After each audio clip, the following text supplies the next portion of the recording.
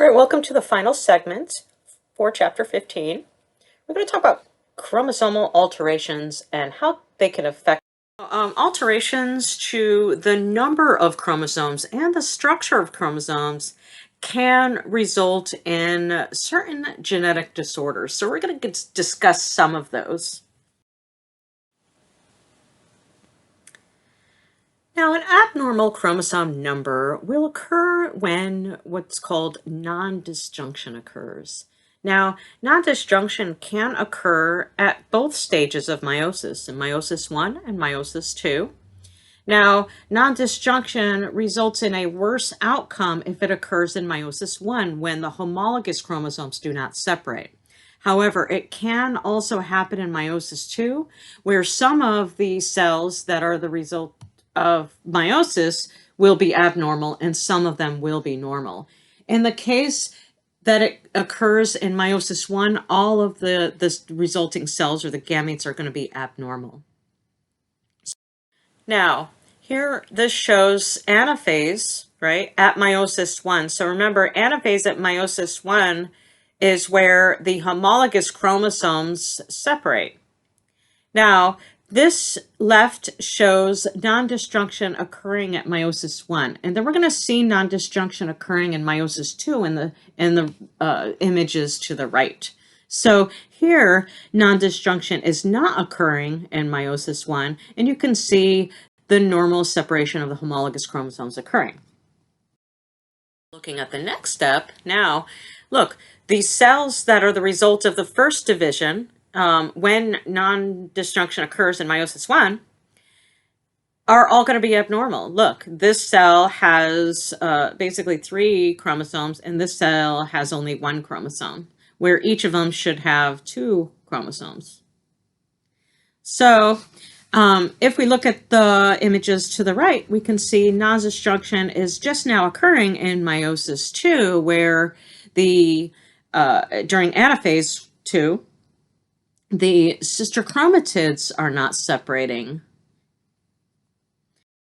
Through here, these are the final gametes. If non-disjunction occurs in meiosis 1, you can see that even the cells that are present going through meiosis 2 are already abnormal, and then of course the final products are going to be abnormal. So in this case, we have 2 cells that have an extra chromosome, so that's n+1.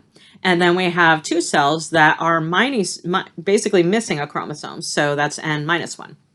So if we see the gametes as a result of non-disjunction occurring in meiosis 2, you could see that just one side occurs, right? So it's just one cell that we can see that it's occurring to, and the resulting gametes, you can see one of them has 1 extra chromosome, the other one has 1 minus chromosome. So it's very similar to non-disjunction occurring in meiosis 1. However, in meiosis 1, all of the cells are affected. In meiosis 2, when it occurs in meiosis 2, only half the cells are affected, because the other cell, let's say, is normal. Now, if non-disjunction did occur in this cell as well, then of course the 2 gametes that result from that division are going to be abnormal.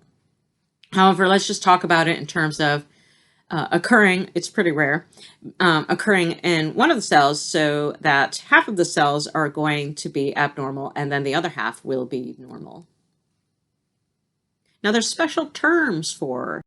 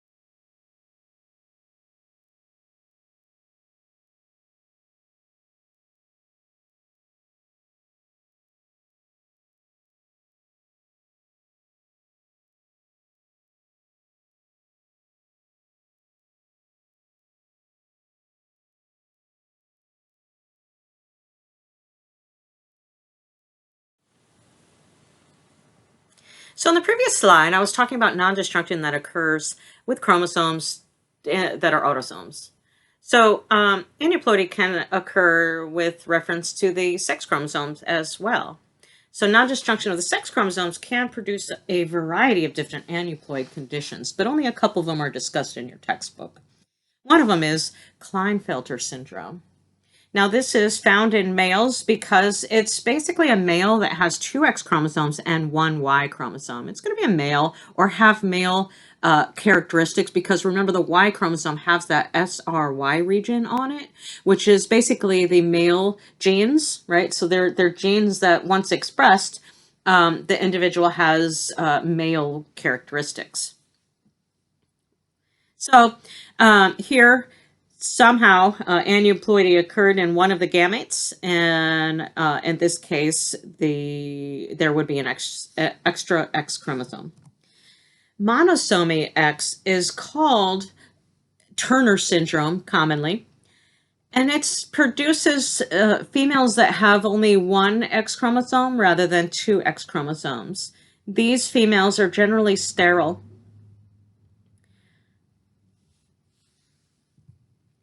Okay, so let's talk about an autosome situation. Okay, it's called trisomy 21. It's actually commonly called Down syndrome. You should be pretty familiar with that, I'm sure. So this is an aneuploid condition that occurs in the autosome of the autosome number 21. So here we can see in the karyotype, there are 3 copies of chromosome 21. So this karyotype would be able to help you identify that the fetus, if this was genetic testing during pregnancy, has Down syndrome. Now, this occurs in one out of every 700 children born in the U.S. Now, the frequency of Down syndrome does increase with the age of the mother. And based on this textbook, really there isn't much information as to how that's explained. However, there's probably ongoing research trying to identify the explanation of this.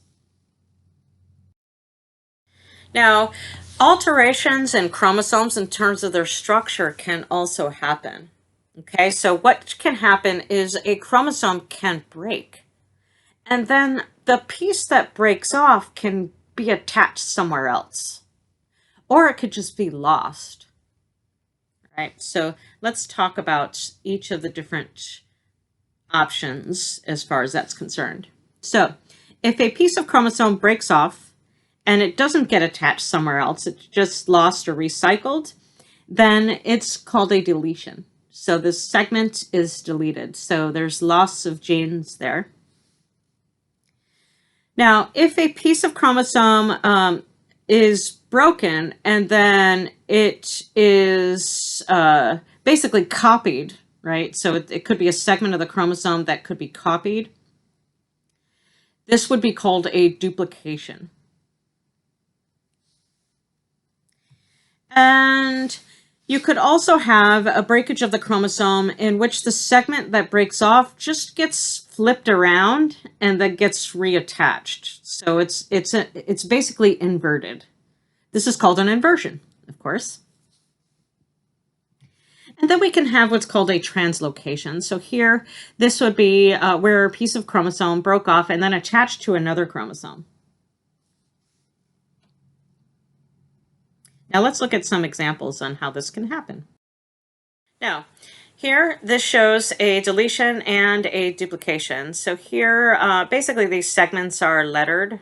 They could be, let's say, genes that are along the chromosome. So here we have a chromosome. Now, if D segment is deleted, then this would be the result of that. Now, if there's a duplication, let's say B and C are duplicated. So they're copied, and then now there's 2 copies of each of the letters. Here we have B and C, and then another B and C. So that whole segment, BC, was duplicated so that there's 2 BC segments. You could also have an inversion. So here we have B, C, and D. Let's say it was flipped.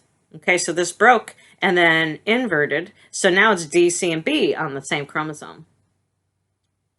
We can also have the translocation, as I mentioned. So this shows what would be called a reciprocal translocation. So here we have, these are the normal chromosomes. We have A and B here, and then we have another chromosome, M, N, and O, that it starts with in P, Q, and R.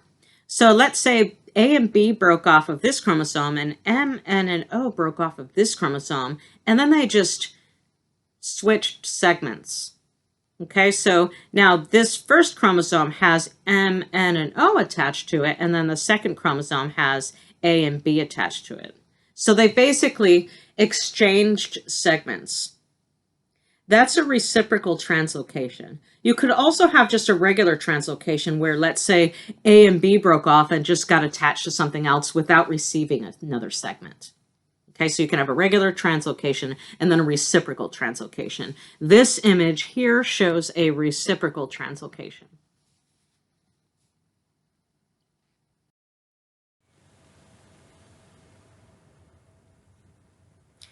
Okay, so altering the chromosomes structurally can cause some disorders, and let's look at a couple examples.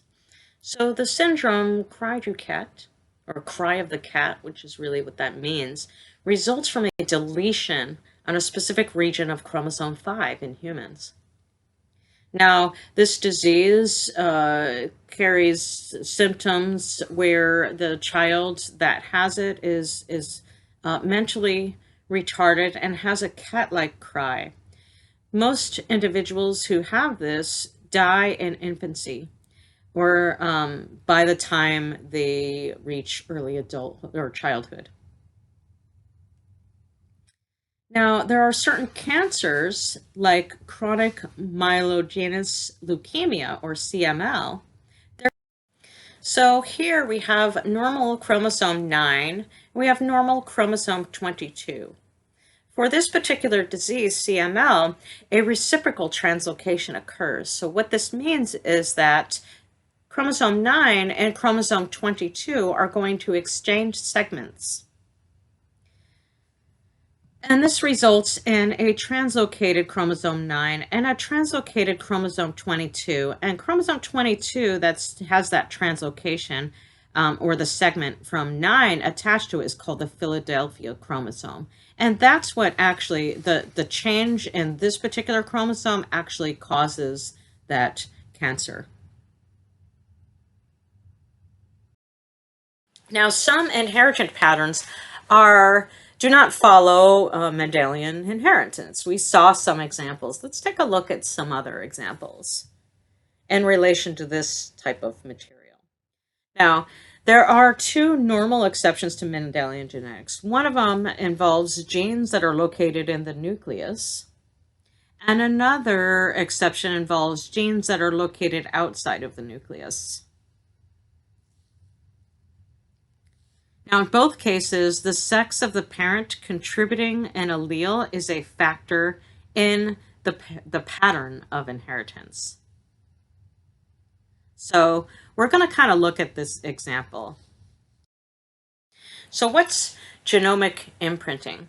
Okay, so this is going to be one of the parents is going to be contributing to this situation where inheritance is not followed in the Mendelian pattern.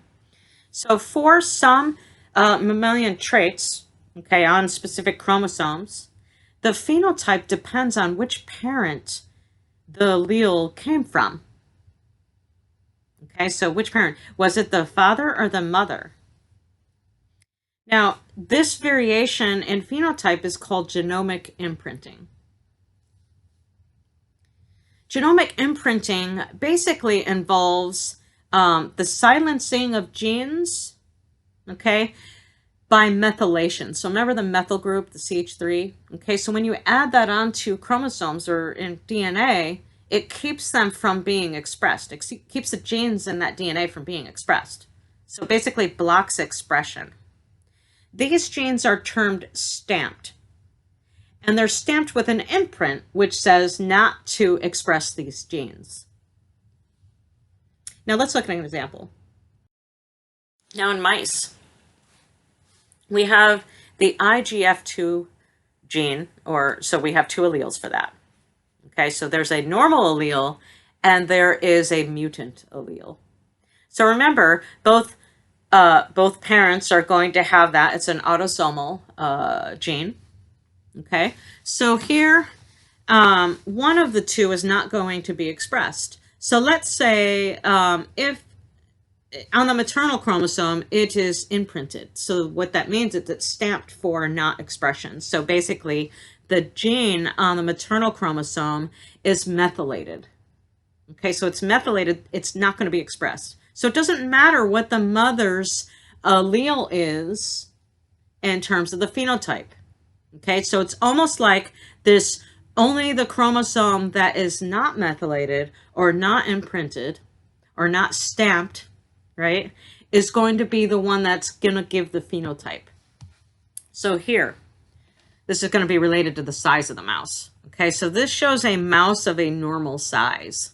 So here, both the alleles are normal. However, the mother chromosome, the maternal chromosome, is not being expressed because it's stamped. Okay. The paternal chromosome is what's being expressed in this case. So let's look at the two options when there's a heterozygote. Okay, so when there's homozygous normal, it doesn't matter, right? If it's homozygous recessive or mutant, then it does matter, right? So if it's a homozygous mutant, then the mouse is going to be small. Now let's look at, so there's two possible heterozygotes. Remember, it depends on which allele comes from mom or which allele comes from dad. So remember, the maternal chromosome is not being expressed. So here we have a heterozygote in which the normal allele came from dad and the mutant allele came from mom. Well, since the mom chromosome is not expressed, it doesn't matter that it is mutant. So we have a normal sized mouse. Now, if we look at the other option where here we have the mother passed on the normal allele, however, the father passed on the mutant allele. Since the mother's is not expressed, the father's will be expressed, and then the mouse will be dwarf. Okay, so you see that?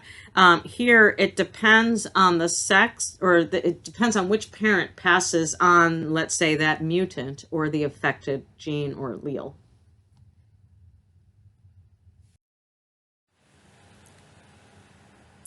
Okay, so the previous example with the IGF-2 gene was basically those genes that are inside the nucleus. Now we're going to talk about the genes that are outside of the nucleus. And these are going to be genes that are in the organelles.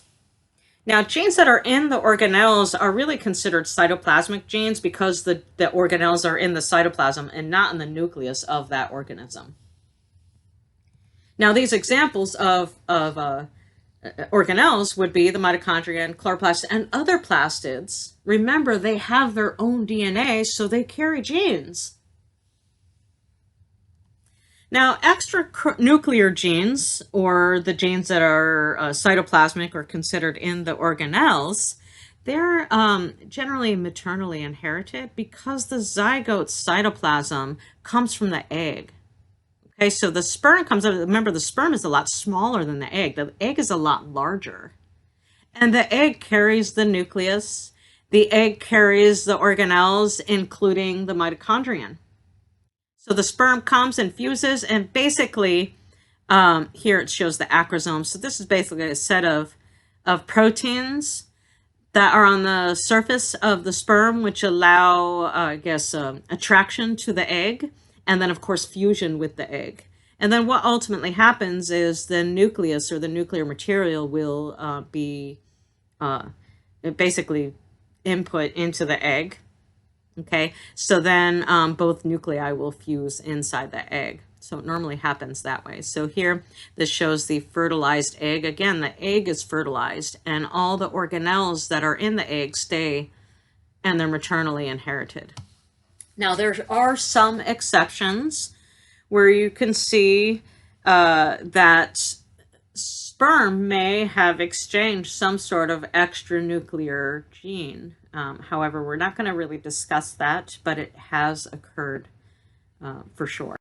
So in summary, I talked about non-disjunction and its effects on the organism. So remember, some disorders can be caused by alterations in chromosome number, alterations in chromosome structure. So remember, you can have deletions, you can have inversions and translocations.